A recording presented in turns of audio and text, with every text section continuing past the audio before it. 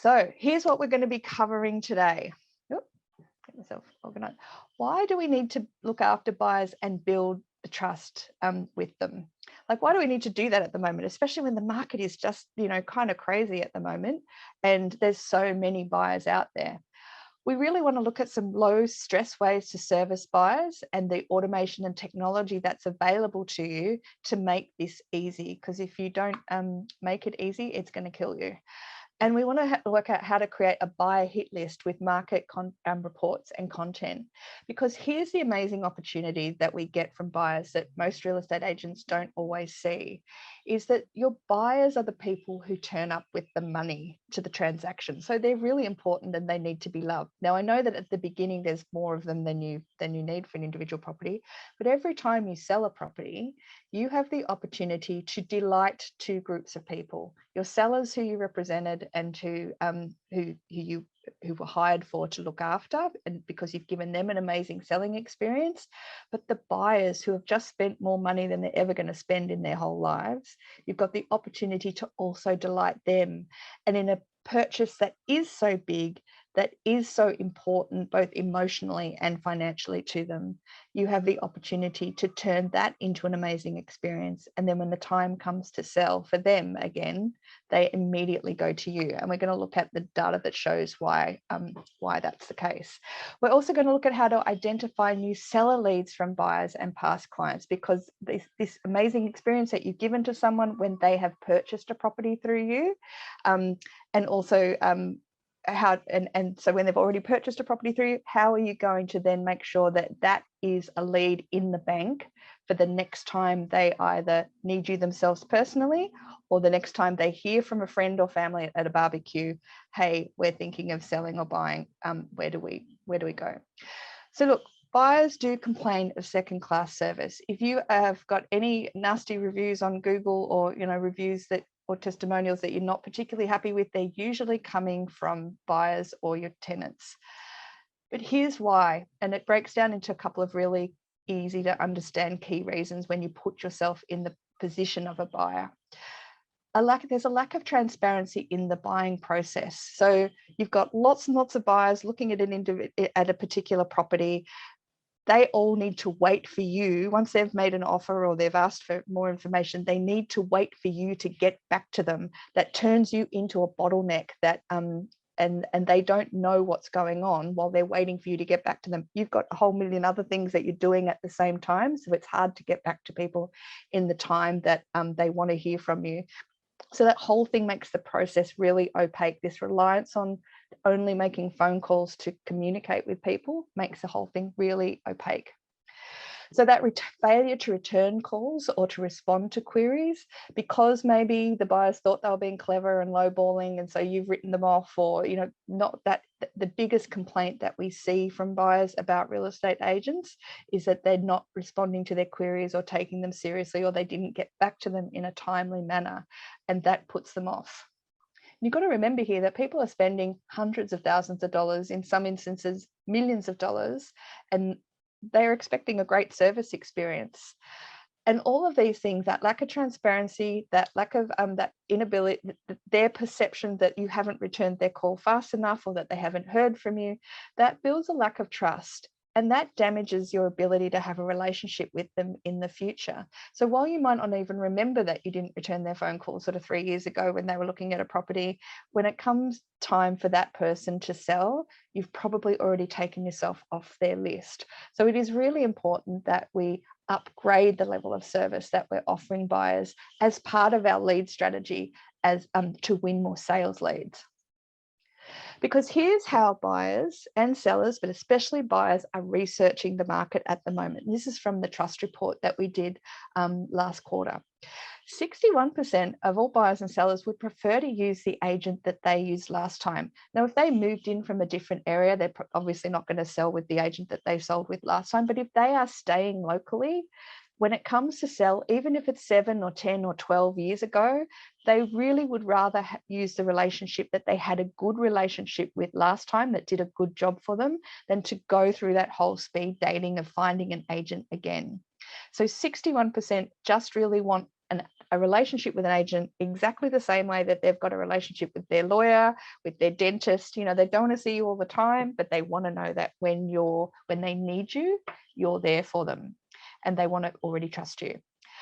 59.7, so close to 60%, using research online on the portal. So they go straight online and they start to research the market first. But then 37%, once they've done that early research, once they've qualified themselves and made themselves realize, you know, they're starting to realize that they're actually quite serious, 37% will come to you as an agent to find out more about the market. And this is one of the really important points that we see with buyers, is a signal that they're looking for help and that they're open for a relationship. We also see that 21% talk to family and friends when they're researching the market, and 22.6% attend open for inspections. And so what we see as part of this is that they start off doing their research online, and then they will sort of try to talk to an agent either by inquiring over the portal or by reaching out as part of it. No, okay, so Michael's pointed out that these figures are 185% all up. That is correct, Michael. They are different answers to different questions. So they're not going to total 100%. We asked different ways around how they did it, and they did have the option to choose multiple options. But what we see is that they're researching online, they're going to they're finding an agent that they feel that they can talk to, or they're asking an agent questions. And a lot of that is happening at an open for inspection. So an open for inspection, they're checking out the market, they're seeing what's available to buy, and they're also auditioning you as an agent to see whether you're a good person to have a relationship with, and on how you handle yourself at the open for inspection. So why do we need to look after buyers? Here's why. Because market anxiety and anxiety around things like stamp duty in some states, worry that there's not a lot on the market. I know that's starting to change right at the moment as we start to see more listings, but there has been really high anxiety levels and around, will I find something that I want to move to? Like, especially for upsizes and downsizes, is it worthwhile me moving? No one wants to basically go through all the pain of selling their property to then find themselves either homeless or living somewhere that wasn't as good as their last place. So this whole notion that you should always sell first and then buy your next property is being turned on its head at the moment, and has been for the last sort of 18 months or so, where or last couple of years, where people are now starting to say, you know what, the market's really strong. I'm going to sell the property for, the value of the property has definitely grown. I don't need to worry about selling it. It's going to sell, and it's probably going to go for a very good price. So really the stress for me is about finding what I'm going to buy and making sure that all of that drama that I've just been, that I'm going to have to go through to sell, is worth the end goal. And when you buy first, although you do create, you can create some mortgage dramas that need to be resolved, sometimes they feel easier to be fixed, especially in a time of low cost finance, than that whole risk of not having, not being able to live somewhere that you really want to live for.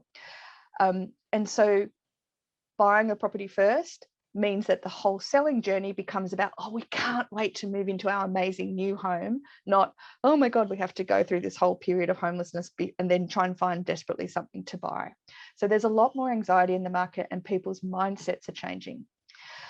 People are really using open for inspections for auditions. So especially for upsizers and their people and downsizers, and these are parts of the market that you really want to attract as buyers.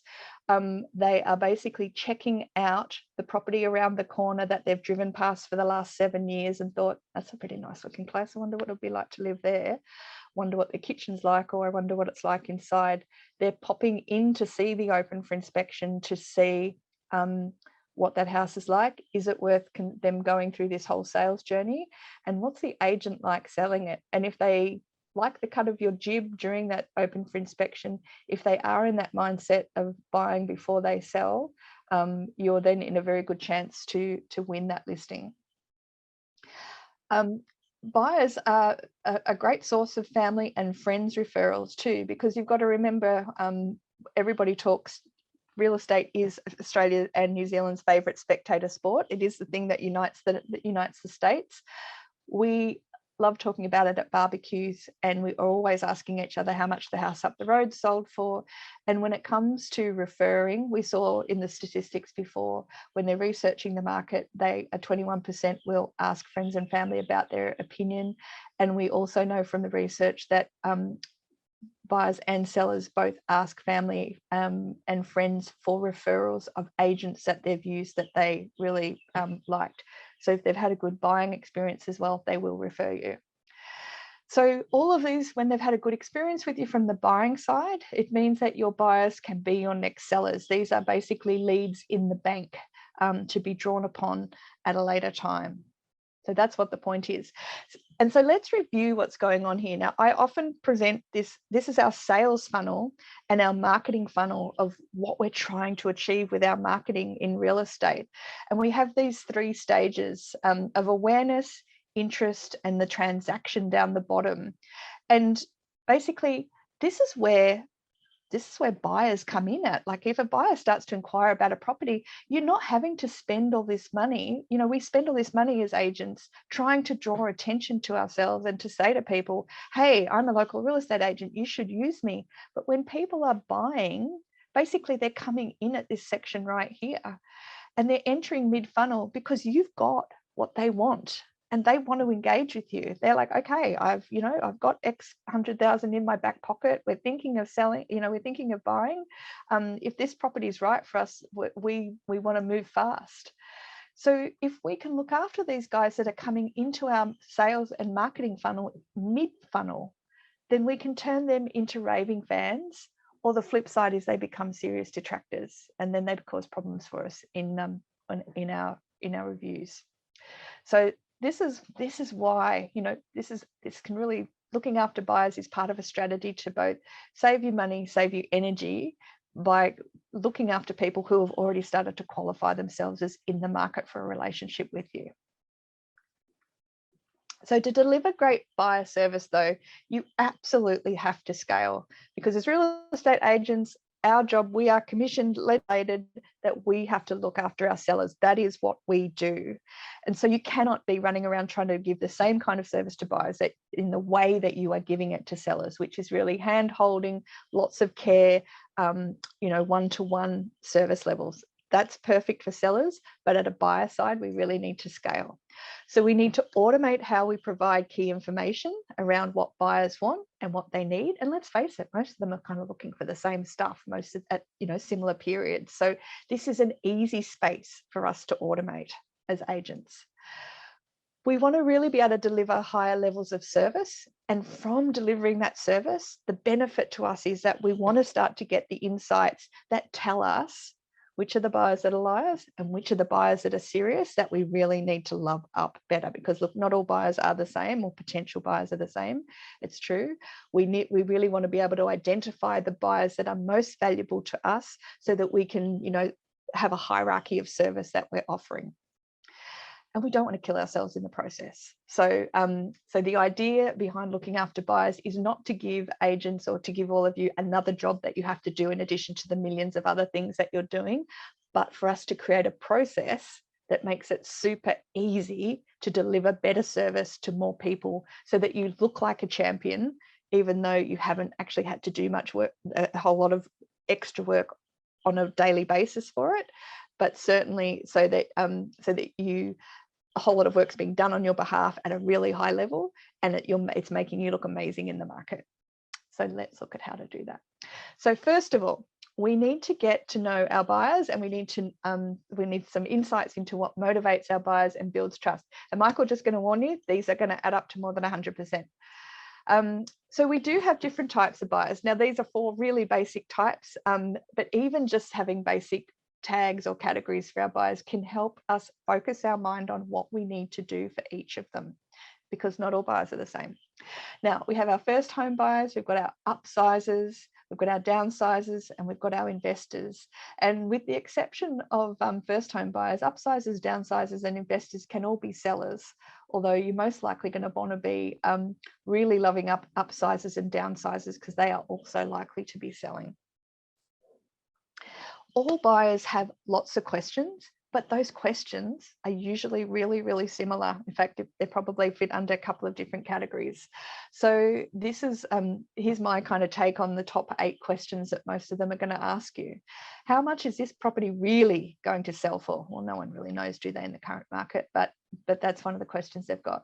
Is this area a good investment? How is the local market performing?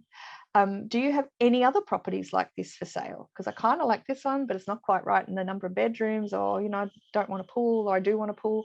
Like, what else have you got that looks like that is kind of like this? Could I have access to it earlier? What other properties have you got in my price bracket? Is now a good time to upsize? Is it, people are always motivated by, is it safe? Is this a good decision for me to be making now? Is the area, oh, I've got 2 good investments, but do you have any properties suitable for first time buyers? So everyone's looking for, you know, people want to feel safe, they want to be confident, and they want to know that the money that they are about to spend, and never forget, this is a very big amount of money. They're going to, both of them in the family are going to be, you know, both parts of the couple are going to be working for, you know, for 25 years for the bank as part of this. The mortgages are huge. It's a really high stakes game for buyers, and they want reassurance. But all of the questions are very, very similar. And so what we see is that if you can answer those questions, or promise to answer those questions, buyers will very happily give you their email. And this is the first step to automating the process. And this is why they'll give you their email. They want to access your knowledge of the market. They want those questions answered. They also don't want to miss out on any suitable properties. So in having a relationship with you, in getting to meet you at the open for inspection, or reaching out to you and having a conversation with you, they're basically saying, I'm one of the 37% who wants to research the market more closely, and I want to have a relationship with you because I'm hoping that if I give you my email, I'll get something, there'll be a value exchange out of that. And one of the things I'm most worried about is that there's a perfect property out there for me, but I might find out about it too late to, you know, to win it. So they don't want to miss out. They really want a more personalized exchange than the portals. So remember, you can sign up to any of the portals and get you know, an automated email that just sends out listings that kind of sort of match their criteria.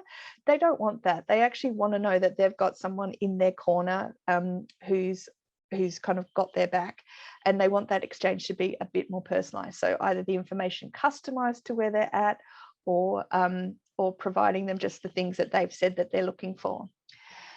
They really want access to any exclusive information you can share with them. So if you've got an off-market campaign strategy running, this is a great way to really connect in with buyers and make them feel special. And that can be as simple as how you roll out your promotion strategy for each property. And we'll talk about that in a minute.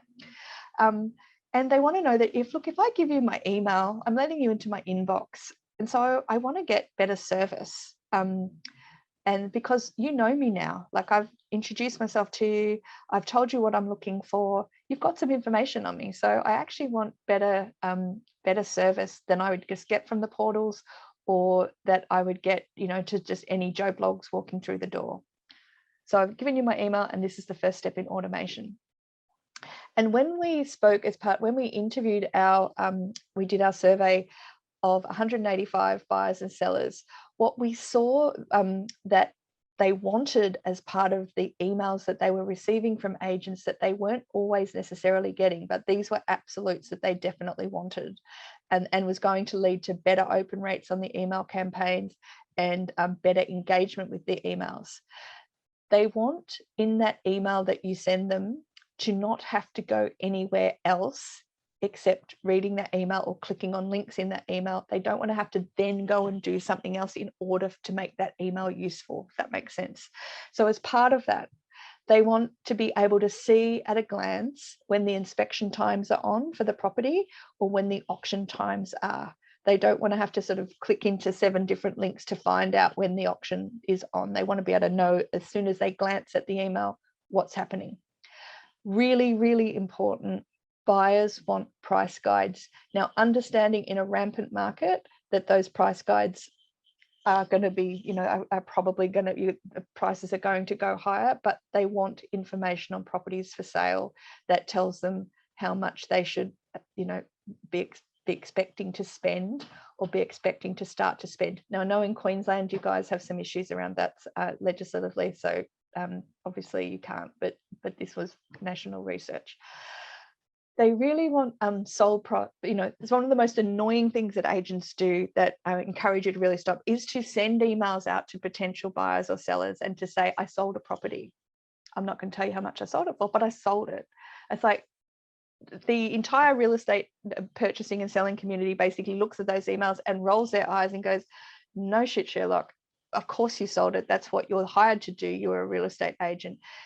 What the value in that information exchange is, they really, really want to know, well, how much did it sell for?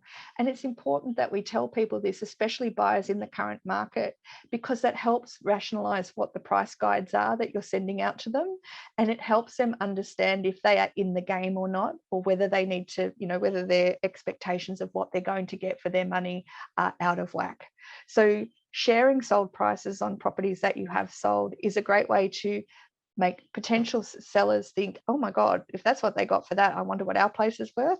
And it's also a great way for potential for buyers to see, if that property went for that much, we need to realign our expectations, or we need to go to see the bank and get some more money. And 70% of those that we surveyed said that they wanted in their emails the properties that were presented to them to be filtered to the preferences that they'd shared with you. So if they're in the market for 2-bedroom apartments, they don't want to see 4-bedroom family homes, and vice versa. If they're looking for investment properties, they're not looking for great big palaces on acreage. So and that is all stuff that is really easy to set up inside your email campaigns. So agents who can answer buyer questions and provide information that verifies the research that buyers are doing themselves, that really helps build trust faster, and it helps you stand out amongst your competitors. So you can't control the research that buyers are doing themselves, but if you can provide them with information that provides context to that research and that aligns with the things that they are seeing themselves, then when they come to have that conversation with you, they will basically be able to, they'll find it easy to trust you, and they'll find that you're actually really already established a great foundation for that trust. So let's work out, how do we use our emails to scale? Let's work out how to do some buyer campaigns that are really going to convert for us. The goal of our email campaigns are this: they are to be genuinely helpful. And to be genuinely helpful, what we need to do, oops, sorry, I've got a mozzie flying around me. To be genuinely helpful, what we need to do is provide information that they value at the right time. Now, this is pretty easy to do because we know that the questions that buyers have are really consistent and common. So we're going to use those questions as a basis of our trust campaign for buyers. As part of that, we need to be our word. So we need to do what we're going to say we do. And we're not going to be too pushy about it. It's going to be a bit of a nice, gentle nurture campaign. And we're going to automate it so that we don't go crazy ourselves, and so that we know that everything is under control, and we only have to check it every month or 6 weeks or so, just to make sure it's ticking over well, and it's not creating a burden for us every day or every week of the month. We don't want that kind of busyness going on. So what we're going to do is create a buyer hit list. So we've got our buyer types. We've got first buyers, investors, upsizers, downsizers, and we're going to be creating different kinds of campaigns for each of these types of buyers. We're also going to break our list up into their motivation. So why are they thinking of buying at the moment? Is it, marriage, or, first home buying together, sort of, relationship coupley stuff that they're all very excited about? Is there a divorce or ill health going on in the background? Are they relocating for work, or do they have a growing family, or are they, or even are they downsizing because looking to make life easier for themselves as they head towards retirement? And as part of this too, we want to also understand from our buyers, how urgent is this? Are you in the market right now? Are you kicking tires and thinking about it? Are you looking unhappy with your current place but not going to move until you find the perfect next property? Or have you sold with us in the past and you're thinking about, you're thinking about it, or you've sold with us in the past and we just want to stay in contact with you so that when you come to be a buyer or when you come to sell, we are definitely still in your sphere of influence. So that's our buyer hit list. What we're going to do as part of this is create a VIP buyer club. Now, the buyer club is really easy to set up. Basically, what you need to do is that when an email comes in that says at an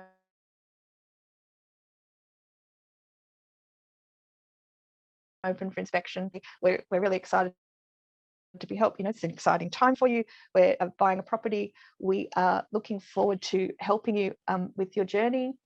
We would like to invite you to our VIP club. And the benefit of joining our VIP club by giving us your email address is to join our VIP club, we need you to fill in a really quick survey so that we can provide you with better service. And as part of that, we're going to give you alerts and early access to properties that match your criteria. So what the goals of our VIP club, Buyers Club, is timely and relevant reminders about properties that match their criteria so that they feel that you've got their back and you're not going to let them miss an opportunity.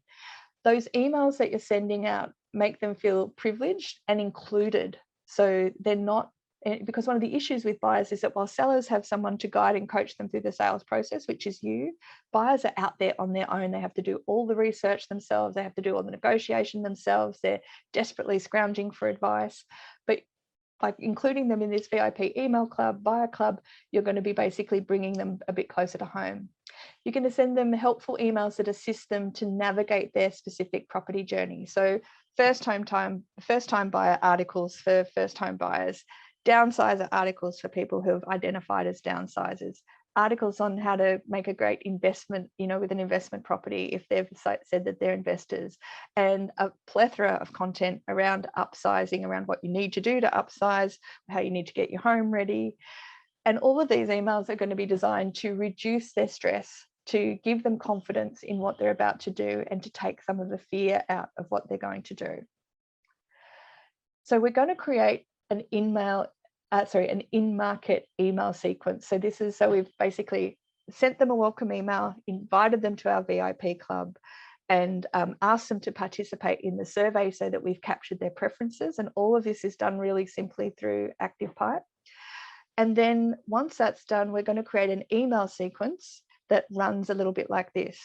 They're going to get alerts. If they've said that they are in market right now, they're going to get alerts on new listings. As soon as a new property drops with you, you're going to send any buyer that property matches an alert to let them know that a new property has listed. You're going to send them weekly listing updates so that they don't miss a thing. You're going to send them viewing updates and alerts to help them plan their weekend. So, Thursday, Friday, email drops in their inbox that says, this weekend, these are the open for inspection times, these are our auction times, so that they can, against properties that match your criteria, so that they can basically go, right, 10 o'clock, got to be at Smith Street, 11:30, we need to be at, Johnson Street. In the meantime, probably got time for a coffee. You're going to drop them an email that says has just sold on maybe a Monday or a Tuesday when you're back in after the weekend. It's going to update them on the prices that things sold for that weekend, remembering that's going to help them get their alignment in for how much they're offering. And as part of all of this emails at every stage, there's a little line in it that says if your preferences have changed, if you're no longer immediately in the market, if you've changed, the type of seller or buyer that you're becoming, you can change your preferences at any time. Now, I would realize that at this point, you're probably thinking, oh God, Chloe, this feels like an awful lot of work. Don't worry, we have a plan for that, and it's not. Because here's what we know, over 65% of people who attend an open for inspection expect you to follow up in a few days. So not following up is a serious eroder of trust, and it's part of that lack of transparency, that failure to return calls. It's like, well, I went and I inquired about the property and no one's even gotten back to me. They must be making too much money. But here's another easy way to deal with that. If you create an open for inspection email template that goes out the minute after every open for inspection, you can do that follow-up automatically so that the people that you need to phone are those who have already basically said, no, I am really interested in this property through an email campaign. And you're not trying to call back 85 people. If you had 85 parties through on the weekend, you can limit that number to the 25 who were really genuinely interested. So that top one was our, that first one we talked about, our in-market campaign. These are the guys that are in market. They're happening right now. We then need to do a second sequence, which is looking at those who are midterm. So these are the guys who are thinking about it, and when the right property comes up, they're going to act. So these guys don't want to hear from you as often as those in-market buyers are, those guys who are desperate to buy right now. These guys, our midtermers, they are people who want to know, but they don't want to hear. They don't want to know too. They don't want to hear too much. They will act when they're ready. So what we're going to give them is some weekly personalised advice. So while our in-marketers are getting all of the properties that are in market as soon as they drop, they're getting updates on properties. These guys have got a little bit more content going out to them that is not just property listings. They're getting personalized advice like, articles on how to buy your first home, the stages that you're going to go through, upsizing, whatever category they have fitted into. This is where our categorization or our tagging of identification of the buyers becomes really important. They'll get a weekly listing update to share with them properties that match their criteria, that some of the highlights, some of the best properties that you've got in the market. And you're also going to share the top sales achieved, because remembering that this group of people are most likely to be buyer sellers, and they're waiting for the perfect property to come onto the market. And one of the triggers to them selling may well be to understand that 37 Smith Street up the road from our place just sold for blah. Oh my God, I wonder what that makes our property worth. So it's really important that we include those sales results in these emails. And of course, we're going to include an invitation to update their preferences, because we want to know the minute that they personally themselves decide that they are moving away from being midterm to being active in market. So yeah, this personalized advice. So how do we do that? Like, how do we do this bit? Oh my God, personalized advice. Don't tell me I have to write a million blogs. No, you don't. Here's the project that I think that we need to set up for you. You need to take about a 6-week view, because it usually takes 6 weeks for these things to bed in.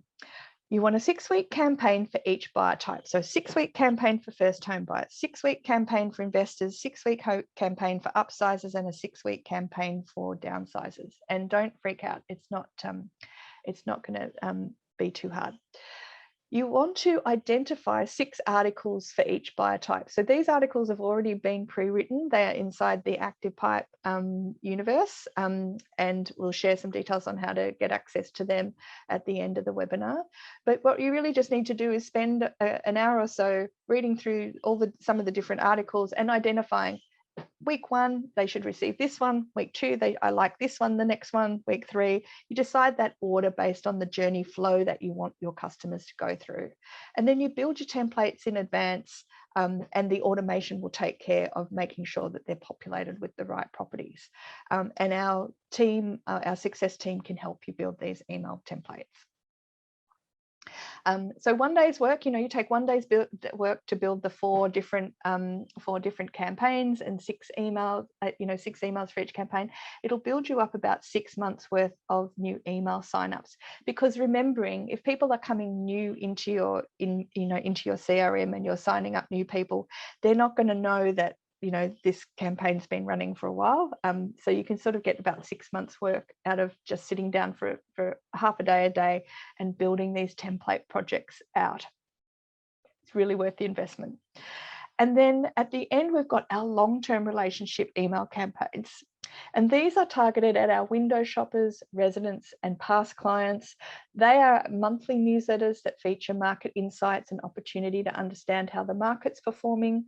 And they've got general advice and guidance on home ownership and renovation, top sales achieved with prices, and a smattering of listings. Now, a lot of agents build these and then send them out to everybody all the time. They don't do enough heavy lifting in that midterm, that mid and lower funnel to convert the clients that you want. So this is a great kind of general email marketing campaign that you want to stay in touch with past clients with and keep them up to date, but it only needs to be kind of monthly, and it can have more general information, and it should certainly include market insights so that they can identify, or they can start to explore for themselves how the market is performing. Make sense? So we've got in-market campaigns that we need to set up. We've got midterm market campaigns that we need to set up. And then we've got our general nurturing campaign. And yes, Alistair, you can definitely personalize the emails. Personalization is everything in email campaigns. So let's identify leads. Now, why do we need to do all of this content? I can hear you asking me, because content marketing and content is one of the most powerful ways to get intent signals. So there's two options when we're marketing and promoting ourselves. We can shout at people and advertise to them and interrupt their day and try and get them to pay attention to us, or we can invite them into a conversation based on what we've heard that they're talking about already. And this is where content marketing comes into play. And it's 4 times more effective than the advertising stuff, especially at that mid-funnel level when people have basically said they are already up for a relationship with you. So every time anyone opens one of your emails and starts to click on things in those emails, they are sending you an intent signal. And the Activepipe platform is designed to recognize and rank and sort those intent signals for you. So useful and interesting content generates clicks and engagement. And the more readers click on links and the more that they engage with content, the more intent signals they reveal. And so content sort of creates these kind of cookie trails through that can flush out different types of intent in early emails. And that's why it's important we say at that sort of monthly newsletter level, we're basically encouraging people with a kind of general overview on how the market's performing, because you're basically trying to invite them in to reveal whether they are a first home buyer or an upsizer in a nice, gentle way. Whereas when they're in that mid-market, you're just really helping them find more information so that you can see how quickly they are about to act. And how can you see what their intent is? Well, look, this is where the dashboard from Activepipe comes in. This is going to identify your most engaged email recipients. It's going to show you what they've clicked on. It's going to show you their engagement level.